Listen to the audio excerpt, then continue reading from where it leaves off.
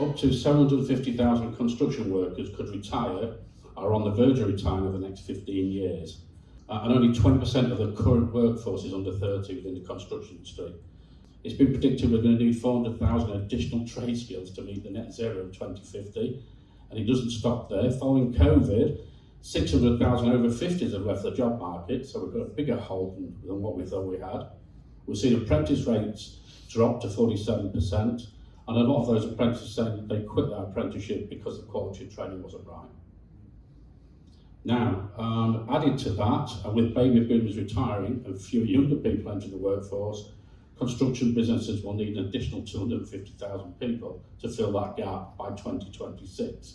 So you can see the kind of numbers that we're dealing with, and we're trying to fill this gap with people that just aren't there.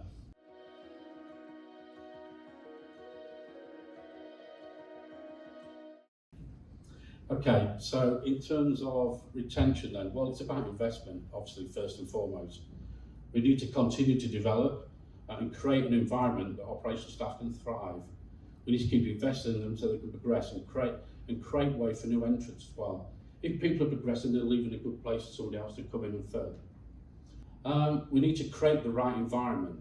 Trades, operational colleagues need to feel included. This white and blue collar stuff is still out there, unfortunately. It's sad to say, but it is. You know, and I know because I've been in organisations, they're not to tell us that's the case. They're not allowed through into the head office.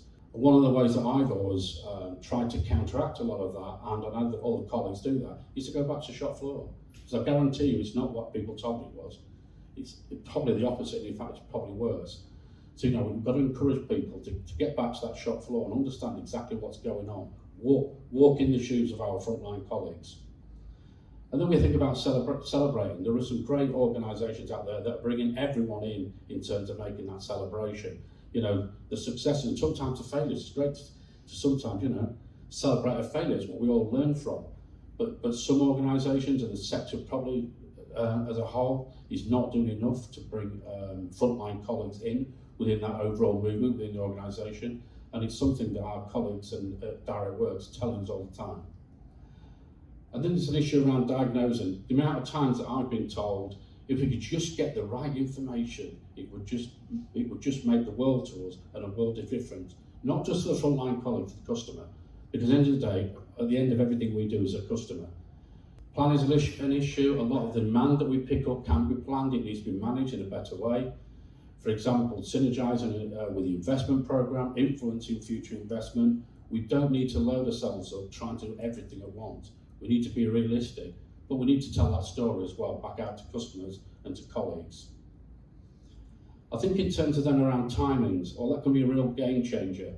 Understanding how long people are in their vehicles, particularly when they're in cities, whether in traffic jams, etc. I then thinking that job's only going to take 45 minutes, but actually they've been in the van 45 minutes, about understanding that. About understanding how long people can be productive. That sounds common sense, doesn't it? But actually, again, and I know that people sat here today will have been in organisations where people still don't understand that actually sat in a van in a traffic jam is not productive. Yet we've expected them to get through that traffic jam without any cognizance of actually telling the system what it actually means to be in that traffic jam. So I guess what I'm saying is we need to be working with our systems. And we need to make sure that when you're scheduling, that your system should be showing what's really achievable. And there's a work-life balance. Well, that applies to all of us really, not just to frontline operational staff. But I do get the sense that some organisations may call out mandatory. You know, when people have had an hard day's graft, 8 hours a day, the last thing they want to do is go out at 9. But I think a lot of times I've seen organisations make that a mandatory requirement. I think we need to rethink in terms of